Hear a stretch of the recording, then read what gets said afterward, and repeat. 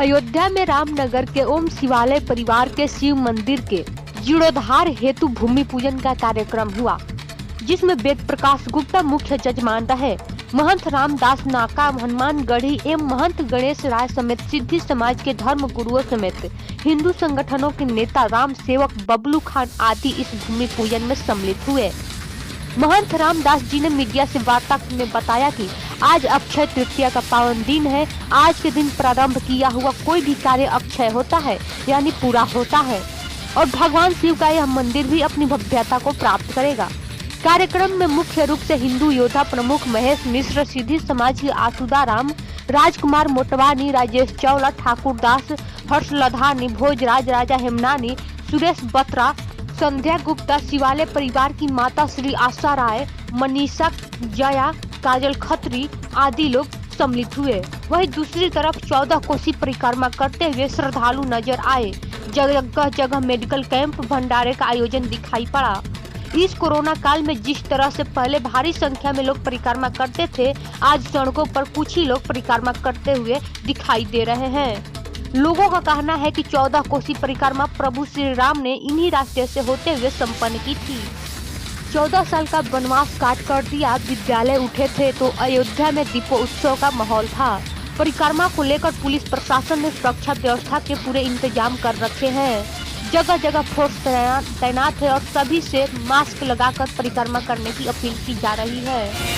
लक्ष्मण किला सभी किनारे है, वहाँ से हनुमान जी परिक्रमा उठा वहीं रहते हैं और अपने प्रभु श्री राम जी की जहाँ जहाँ कथा कीर्तन होती है वहाँ जाते हैं, सुनते हैं, नाचते हैं, झूमते हैं, भक्ति का प्रचार प्रसार करते हैं हनुमान जी। और चारों ओर उत्साह आनंद। इस परिक्रमा में सभी बहुत से श्रद्धालु आए हैं, उनका अभिनंदन है हनुमान जी की तरफ से। हनुमान जी क्योंकि राम जी के भक्त हैं। कोरोना महामारी और सबको निर्देश दे रही है कि मास्क बनाए रखें, दूरी बनाए रखिए। और ऐसे ही हो रहा है, ऐसे ही हो रहा है सब जगह।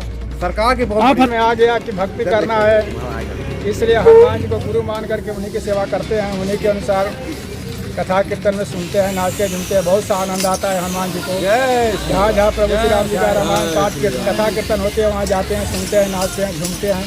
क्या नाम है आपका? हनुमान जी। कोई भजन? राम सीताराम सीताराम सीताराम।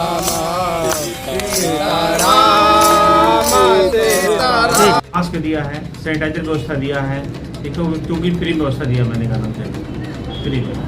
जितने श्रद्धालु आ रहे हैं सब लोग को मास्क लगा के, जो फ्री दवाएं सिंपल का है, पेट दर्द हुआ का नाम से, गैस हुआ, ठीक है, और जो पेट दवाएं तो सब करने का नाम से उनको प्रोवाइड कराया।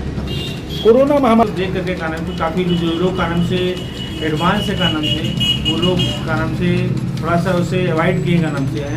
प्रशासन की तरफ से केवल जिले स्तर से ही व्यवस्था हुई है का नाम से, अदर डिस्ट्रिक्ट से लोग नहीं आ पाएगा नाम से है।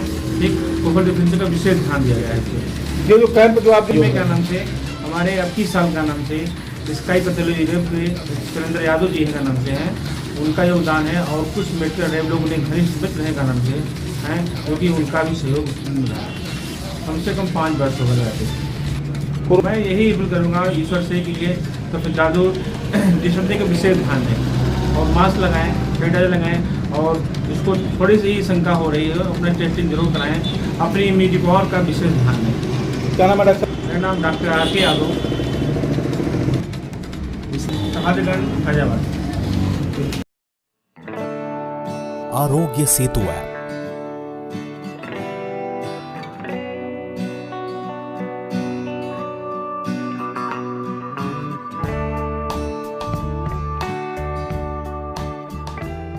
साइन अप करने पर प्रत्येक यूजर को एक यूनिक डिवाइस आईडी दी जाती है।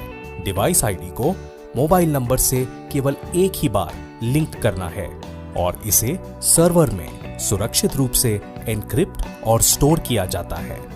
भविष्य में आपके मोबाइल एवं सर्वर के बीच होने वाली सारी बातचीत इसी डिवाइस आईडी के माध्यम से होती है तथा कोई भी निजी जानकारी का आदान प्रदान रजिस्ट्रेशन के बाद नहीं होता है।